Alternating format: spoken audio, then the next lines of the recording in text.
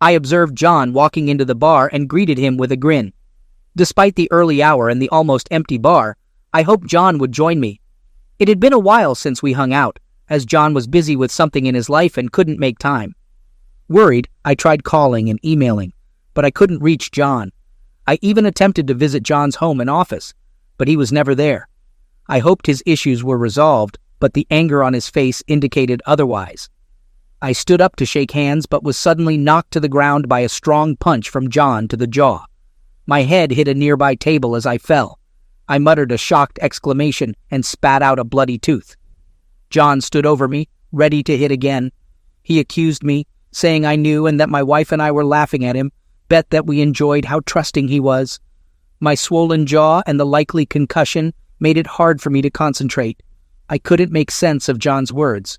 The only word I could say was, "What?"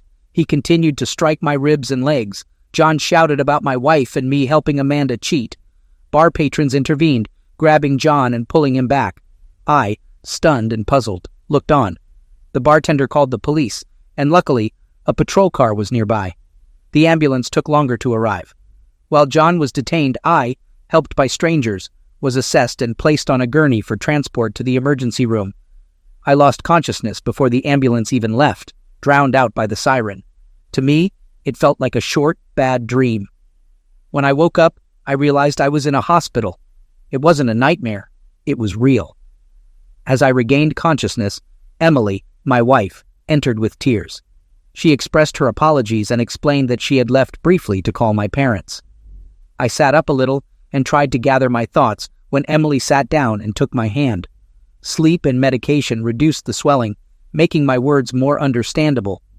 I recounted how I didn't know what happened, how I'd never seen him like this before. He said something about Amanda cheating and us causing it.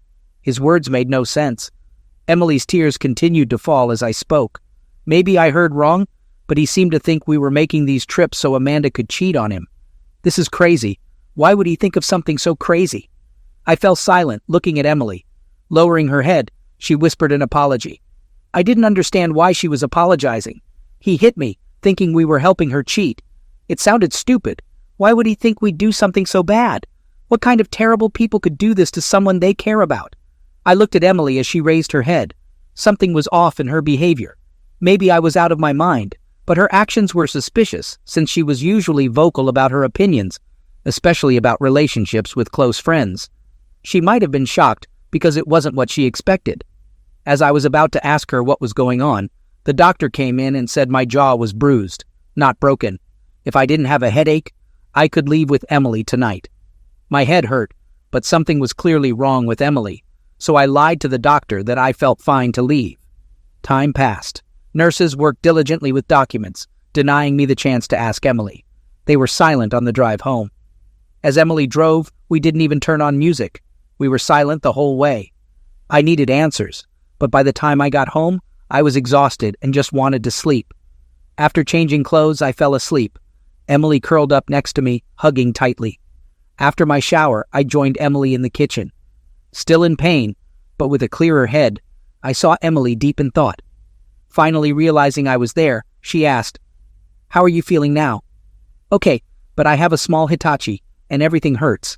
I just need a day of rest, and I'll be fine. I still can't figure out why John went so crazy." I took a sip and continued. "Did Amanda say anything to you?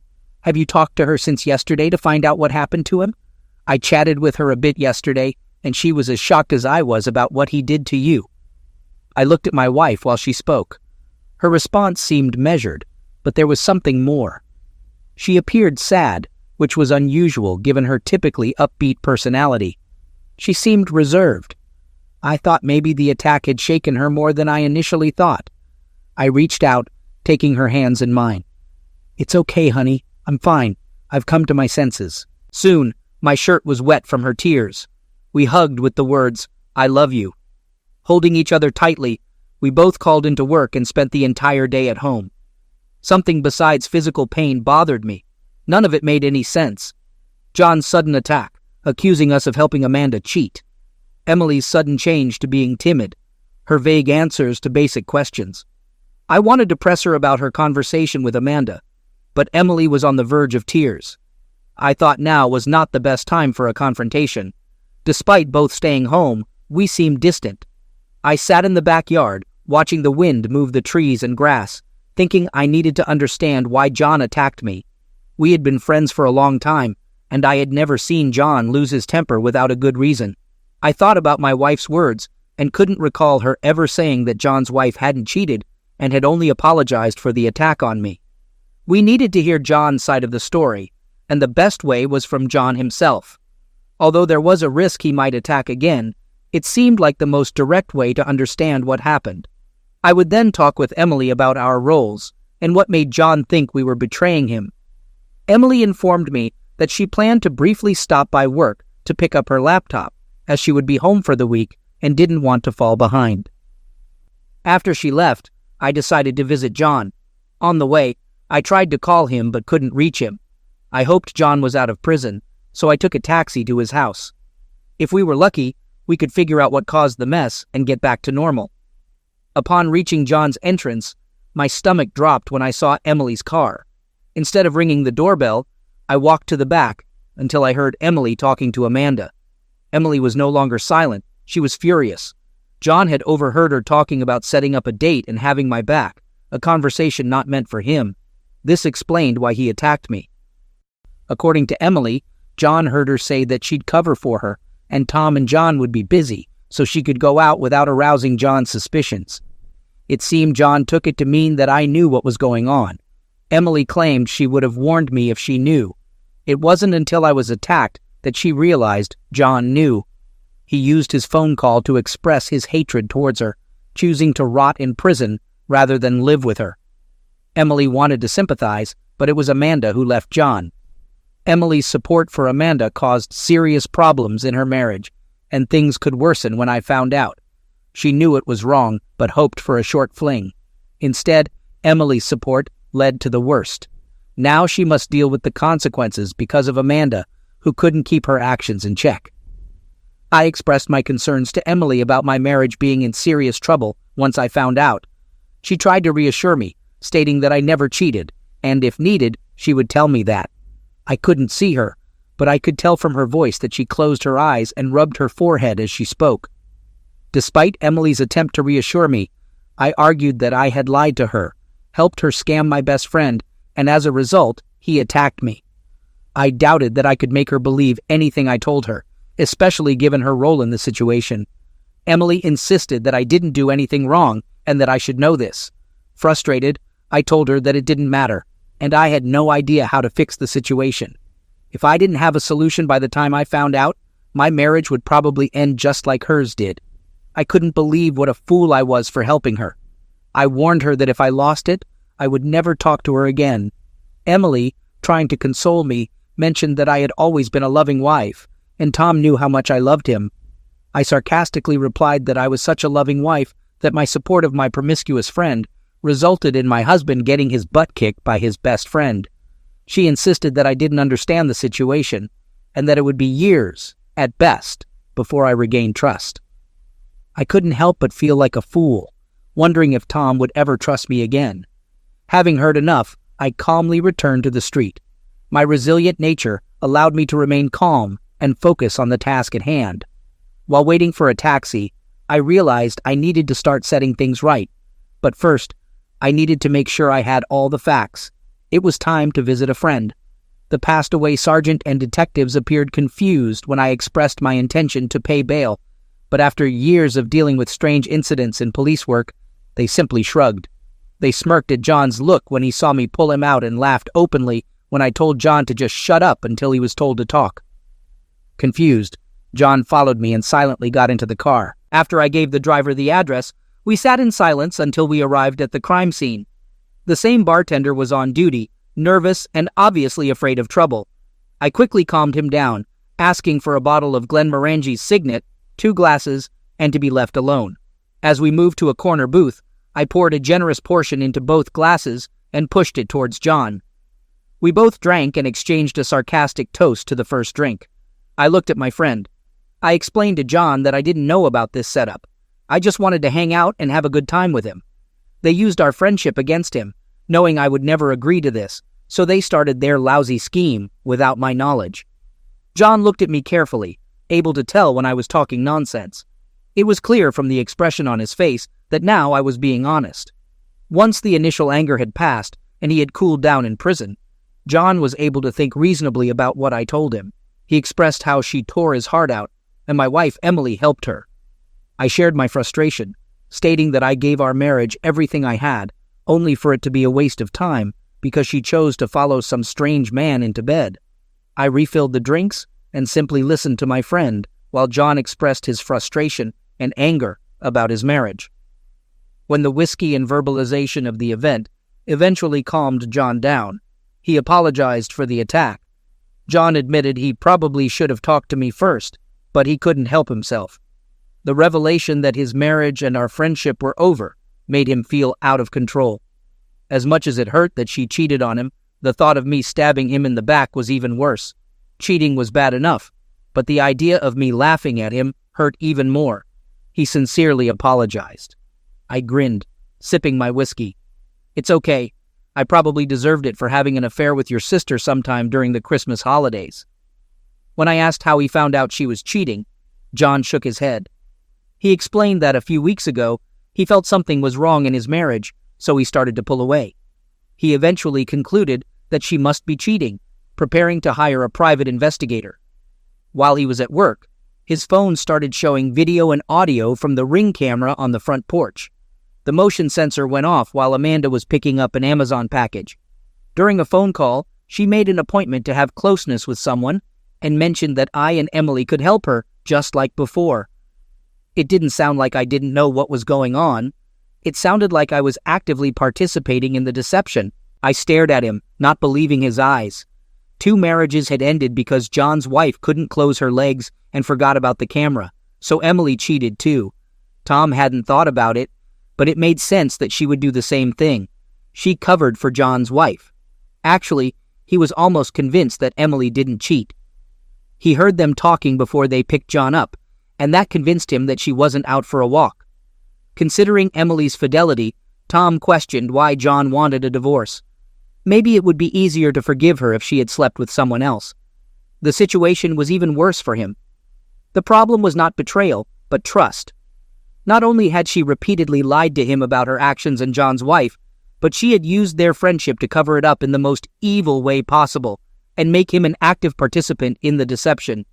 He wondered how he could stay married to her if he couldn't trust her anymore, and his best friend hated her. He believed that trust could be restored, clarifying that he didn't trust his wife at all. However, he acknowledged that Emily loved him, prompting John to ask if he was sure this was the end.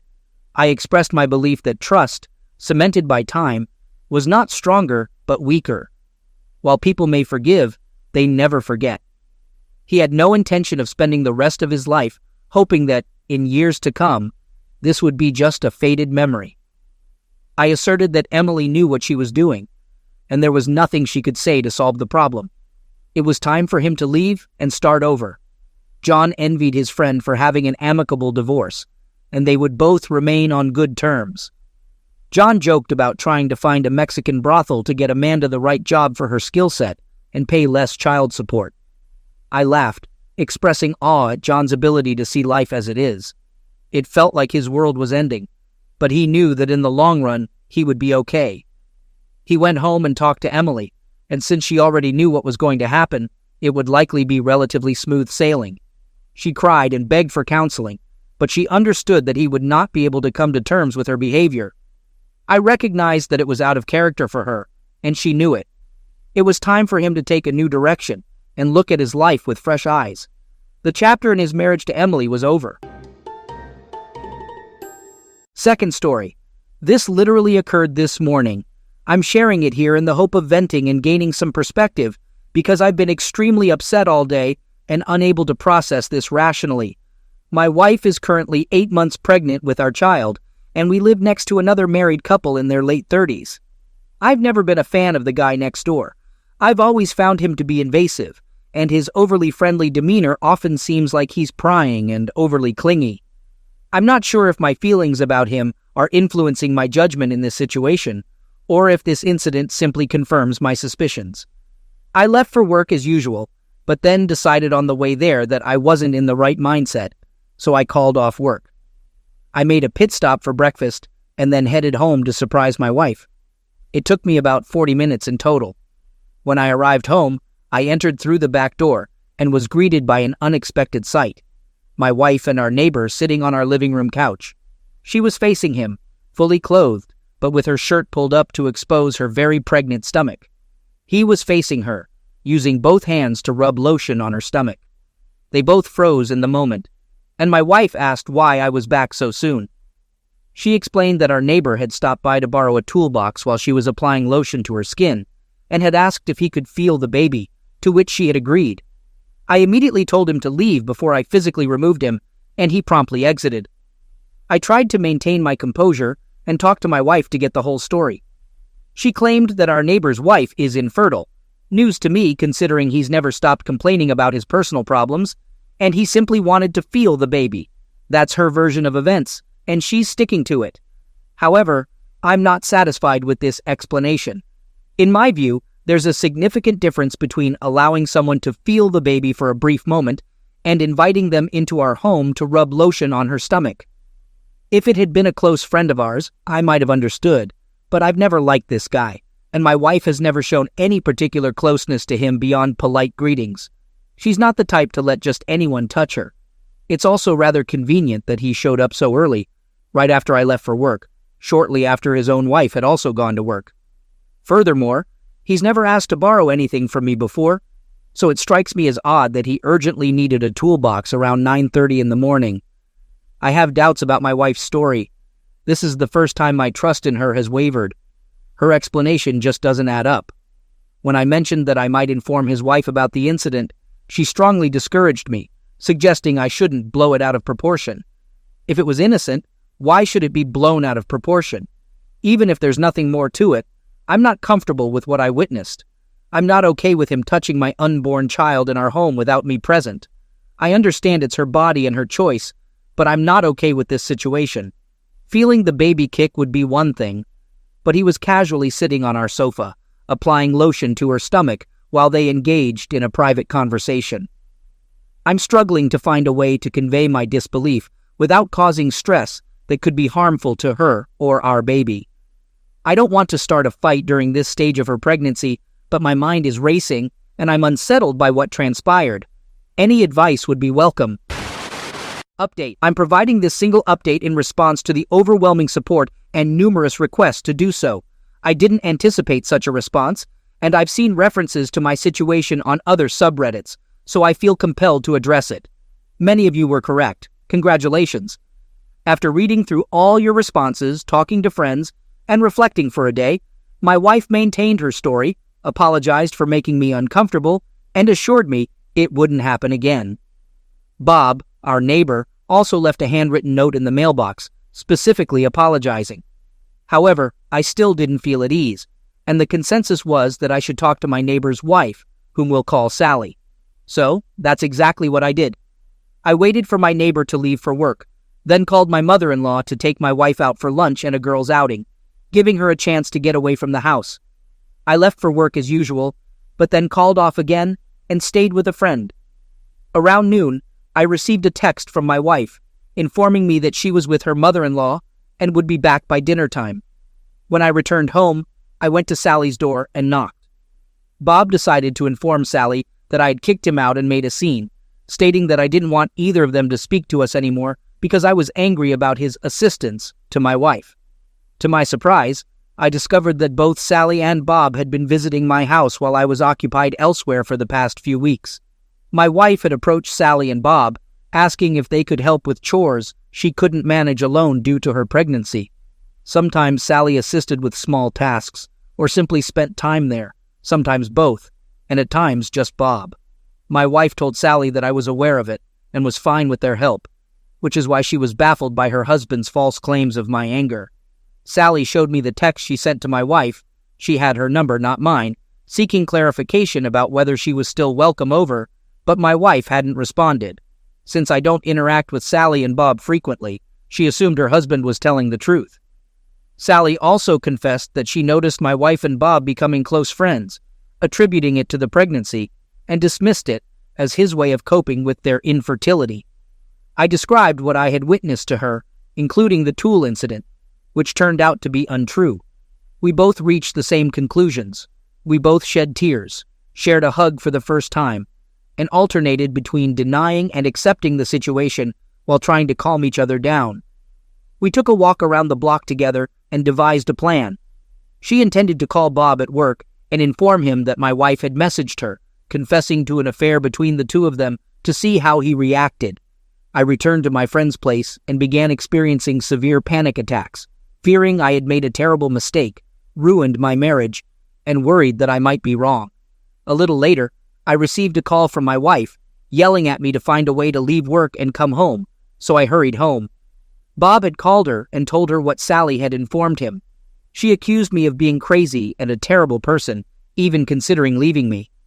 I was in the midst of a panic attack, thinking I had destroyed my life over nothing, while also trying to calm her down for the sake of our baby. On impulse, I told her that if she was leaving, I would still request a DNA test. That's when everything changed. Her entire demeanor shifted to pleading, begging, apologizing, hyperventilating, and holding me. She asked me how I had found out while denying that anything had happened. I reassured her and asked if she would talk to me if we went for a drive. She agreed. I drove us to a parking lot, and we talked.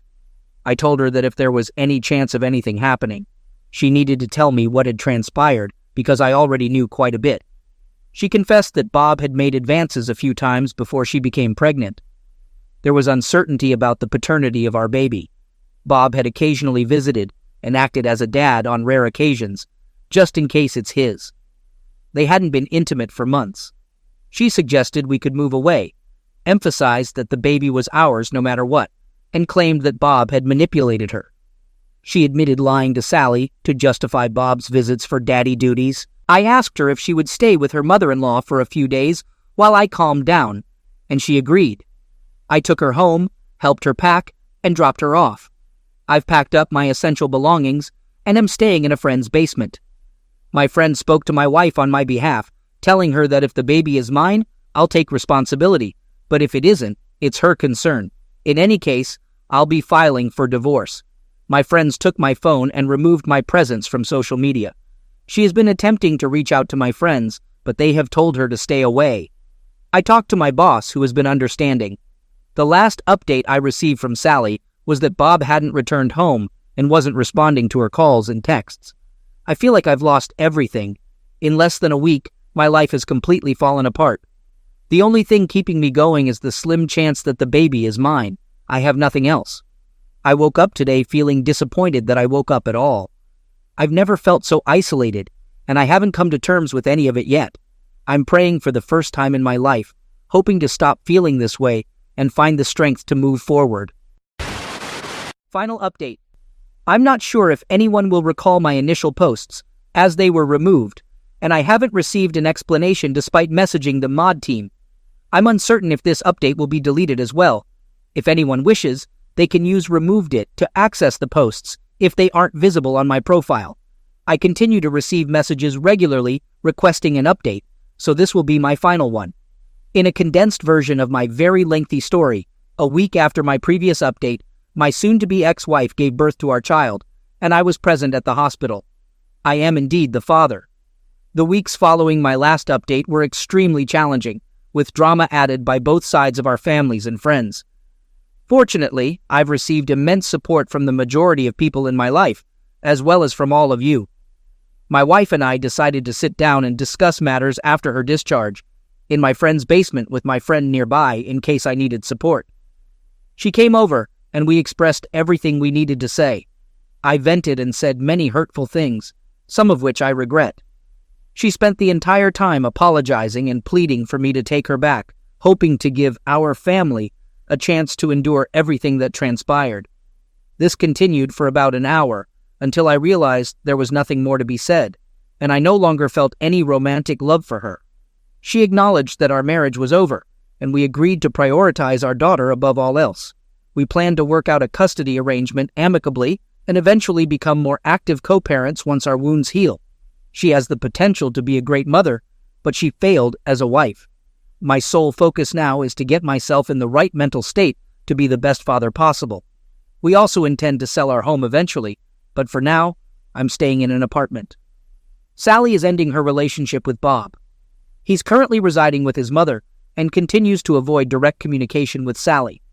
She mentioned that the last message she received from him conveyed his understanding of his actions, an apology for hurting her, an expression of love, and a willingness to accept a divorce without contesting it.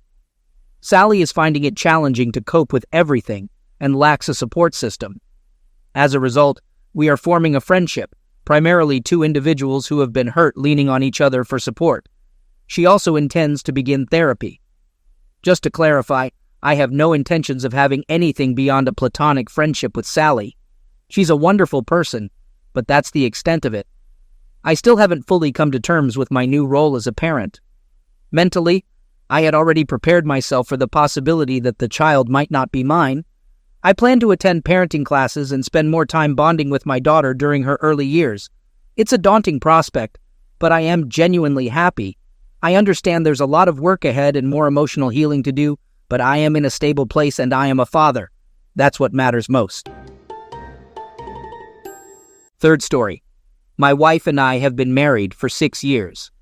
We met soon after our previous marriages ended and quickly fell in love. It's been fantastic. We have our disagreements like any couple, but we've had a wonderful life together, and for the first time, I felt genuinely loved. Then, 3 weeks ago, I discovered she cheated on me. Some context.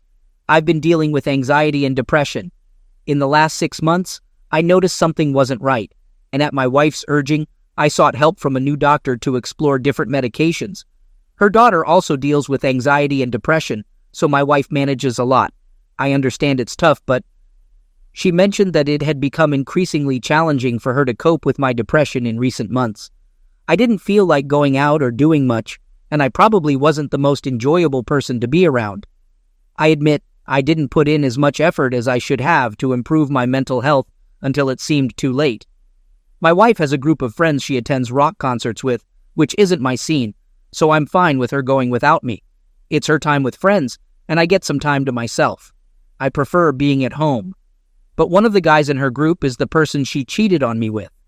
She claimed they had been good friends for 3 years, and only in the month before she cheated did she start flirting with him. She chose to spend a weekend alone by the lake to clear her head, claiming it was tough living in a home with constantly negative vibes. That weekend away was when she cheated. I should have seen it coming. She dislikes being alone, so her idea of a solitary weekend should have been a warning sign. When I found out, my mind was made up. We need a divorce. Collect your things and leave. I want no part of you. For the first couple of days, I was hurt, angry, and resolute about starting afresh. My wife pleaded for me to come back. She said marriages can withstand this. She doesn't understand why she did it, and she wants to reconcile. I wasn't convinced. But as the initial shock faded, I reflected on how these 6 years have been the best. This was unlike her. She was the last person I'd imagined would cheat on me. Until recently, she was an incredibly loving and caring wife. So I reached out, about 5 days after discovering the truth. She came over, and I expressed my wish to work things out. I wanted her to return home to see if we could salvage our relationship. But she said she didn't want to. She explains there's something clearly wrong for her to act this way, something wrong with the marriage and something off in her mind. She mentioned lining up an apartment and planning to move out, uncertain if we can salvage things. So, I ask her if it's because she's still in touch with the friend she had an affair with. She clarified she's not leaving me for him, but she does have feelings for him, making it impossible for her to focus on us as long as those emotions linger. That's where I stand, heartbroken, feeling hit twice. I learned from a mutual friend yesterday that the friend she's been talking to has stopped flirting, reduced communication, and she's disappointed. It seems like a midlife crisis, seeking attention and serotonin while we're apart. I'm approaching 7 weeks since the D-Day, and the pain persists. With the guidance of a friend, I realized I'm codependent on my wife. My happiness relied entirely on her. She was my whole world. When she left, I felt like I had lost everything. Every day, I'm striving to make myself stronger. Acknowledging my codependency issues, I'm actively working on becoming more self-reliant. Currently, I wouldn't be good for anyone, as I'd likely cling to a new partner, setting myself up for more pain. For those aiming to reconcile, it's essential to introspect deeply first. Understand why you truly desire reconciliation. Great memories and a happy marriage are valid reasons to attempt overcoming betrayal, but ensure it's not solely because your spouse was your entire emotional support. We all need to stand independently emotionally. That's my lesson. I'm unsure how my story will conclude. I'm not even entirely certain I still want to reconcile. I've initiated no contact with my wife to focus on what's most important. Me. Update. Approaching 11 weeks post. D-Day. I'm about to sit down with my wife and compel her to decide. I don't desire divorce, but she's left me with no alternative. I can't continue living like this. From the start, I sensed she wanted to explore dating and freedom while keeping me as a backup plan. After a conversation where she shared details about her dating life, it became apparent. She deliberately hurt me, making it clear she was pushing me away. The following morning, I realized it's over. I can't have our marriage hanging in uncertainty while she seeks a replacement. To me, this isn't about working things out. She mentioned missing what we had while dating, but I strongly disagree. I can't tolerate this any longer. I wish to end it outright, but my therapist suggests confronting her with a choice. I'll ask her to halt communication with other men and try to mend our marriage, or she's choosing divorce. This approach prevents her from playing the victim, as she has a say in this. I don't want a divorce, but I refuse to live in this manner. She's shown no interest in reconciling over the past few weeks. Instead, she's sought my help for things she could have asked the guy she's dating. I'm furious and deeply hurt. I'd say there's less than a 1% chance she wants to reconcile. I expect a struggle where she avoids mentioning divorce to sidestep being seen as the villain. She'll likely argue that I haven't given her enough time and that I'm pushing too hard for us to reconcile. Nearly 3 months is ample time to decide whether to stay in a marriage. This turmoil began after my wife spent a weekend with another guy. Despite my willingness to reconcile, she chose to live independently.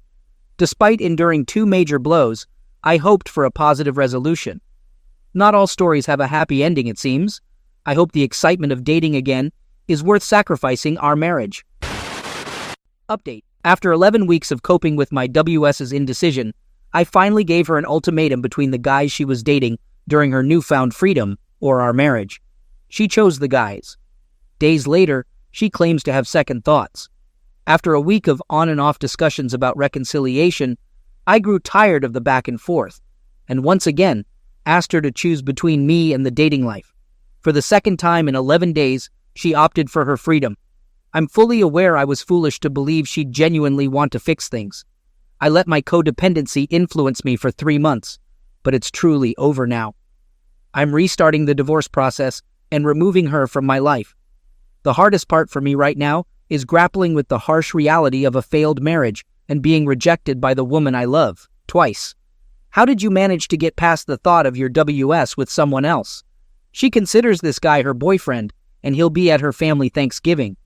It's the same family that used to spend Christmas Eve at our home. Now they'll be with him. I'm absolutely certain I'm making the right choice. There's no doubt. But the pain of being betrayed and her essentially choosing this guy over me, it's excruciating. I don't know how to get through this. Yesterday marked the final hearing for our divorce, precisely 5 months from when I discovered her infidelity. As we left the lawyer's office, she hugged me and wished me happiness. I echo that sentiment. We parted ways for the last time, both with tears in our eyes. She was the one person I was certain I'd spend my life with. That didn't happen.